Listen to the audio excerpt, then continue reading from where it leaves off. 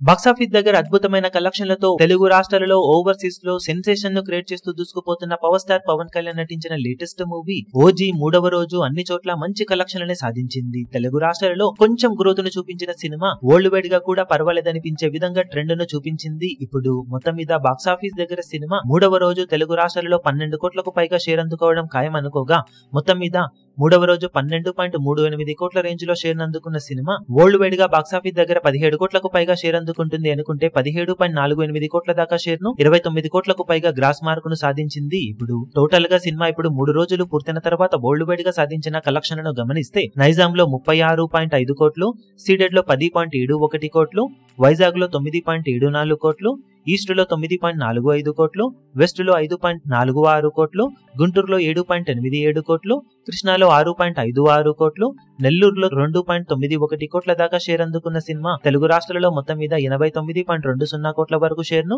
27.60 కోట్ల రేంజ్ లో గ్రాస్ ను వసూలు చేసింది. కర్ణాటకలో 6.9 కోట్లు, రెస్ట్ ఆఫ్ ఇండియా మొత్తం మీద 2.85 కోట్లు, ఓవర్సీస్ మొత్తం మీద 26.85 కోట్ల రేంజ్ లో షేర్ వసూలు చేసిన ఈ సినిమా వరల్డ్ వైడ్ గా బాక్సాఫీస్ దగ్గర 125.80 కోట్ల వరకు షేర్ ను 202.90 కోట్ల రేంజ్ లో గ్రాస్ ను వసూలు చేసింది. 174 కోట్ల బ్రేక్ ఈవెన్ టార్గెట్ తో బరిలోకి దిగిన ఈ సినిమా 3 రోజుల్లో 72% వరకు రికవరీని సాధించగా మరో 48.20 కోట్ల రేంజ్ లో షేర్ అందుకుంటే క్లీన్ హిట్ గా నిలుస్తుంది.